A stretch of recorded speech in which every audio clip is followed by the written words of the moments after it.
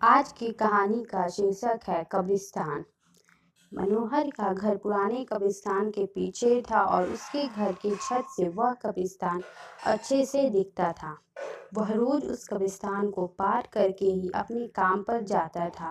मनोहर के 2 बच्चे थे और दोनों बच्चे बड़े ही शैतान थे। बड़े बेटे का नाम रॉकी और छोटे बेटे का नाम विकी था। एक बार गर्मी के छुट्टियों में रॉकी और विकी की बहन सोनिया आई हुई थी। तीनों मिलकर रात के लगभग 12 बजे एक रूम में ट्रूथ और डेयर खेल रहे थे।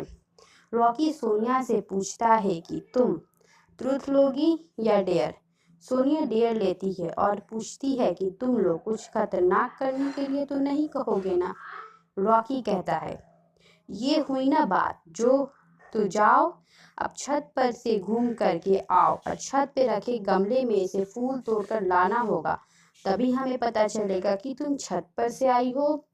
सोनिया कहती है, छत पर से तो कब्रिस्तान दिखता है, नहीं मैं नहीं जाऊंगी।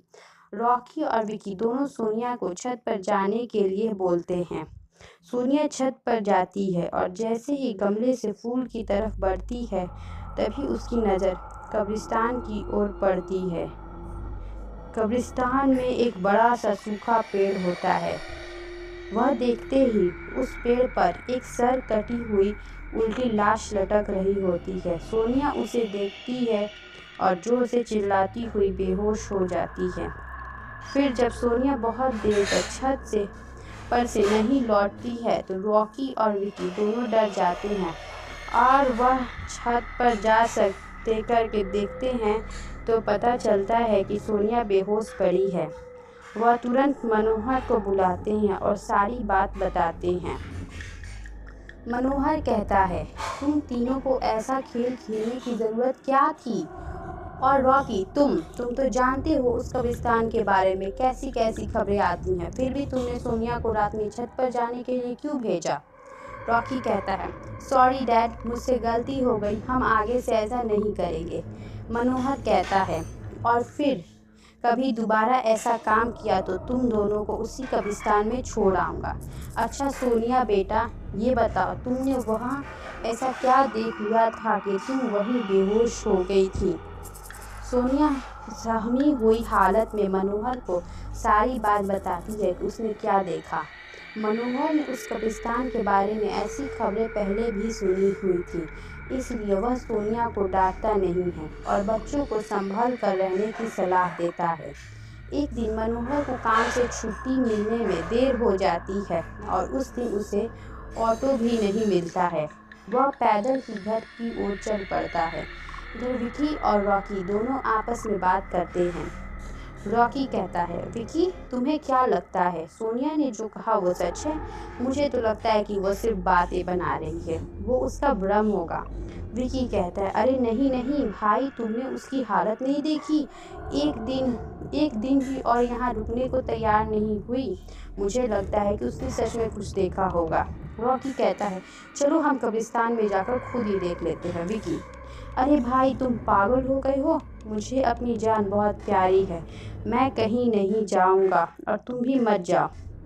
विकी के मना करने के बावजूद रॉकी नहीं मानता है और वह अकेले ही कब्रिस्तान की ओर चल देता है। कब्रिस्तान का दरवाज़ा खोलता है और अंदर चला जाता है।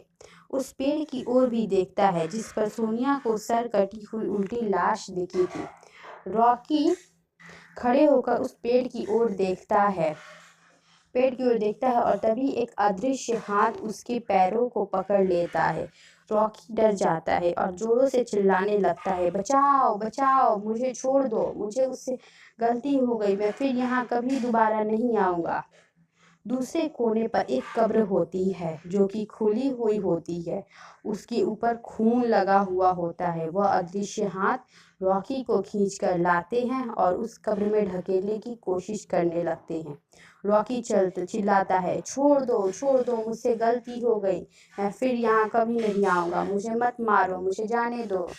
मनोहर काम से पैदल घर पहुंचने ही वाला होता है कि जैसे ही वो कब्रिस्तान से गुजरता है उसे रॉकी की आवाज़ सुनाई देती है। मनोहर कहता है, ये क्या? ये तो रॉकी की आवाज़ लगती है, ये तो कब्रिस्तान से आ रही है, मुझे जाकर देखना चाहिए।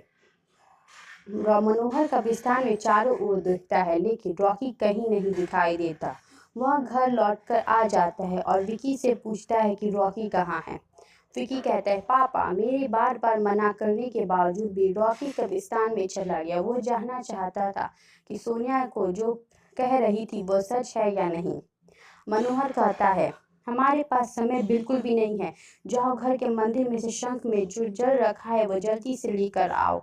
हमें रॉकी की खोजने कब्रिस्तान जाना पड़ेगा। विकी वो जल लेकर आता है। मनोहर और विकी कब्रिस्तान में जाते हैं। मनोहर जल छिड़कता है, फिर उसे किसी के घसीटने का निशान दिखाई देता है। वह समझ जाता है और फिर उस निशान का पीछा करते हुए उस कब्र तक पहुंच जाता है। मनोहर कब्र के आसपास वो जल छिड़कता है। कब्र से अजीब अजीब सी आवाजें आती हैं। विकी बहुत डर जाता है। मनोहर कहता है, मुझे लगता है कि श्रापित प्रेत आत्माओं ने रॉकी को इस कब्र के अंदर कैद कर लिया है। हमें जल्द ही इसे निकालना होगा। उसने यह पवित्र जल आसपास छिड़कते रहो।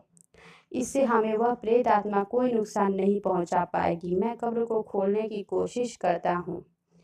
मनोहर उस कब्र को खोलने की बहुत कोशिश करता है। अंत में वह कब्र खुल जाती है। उसके अंदर रॉकी लथपथ बेहोश पड़ा होता है।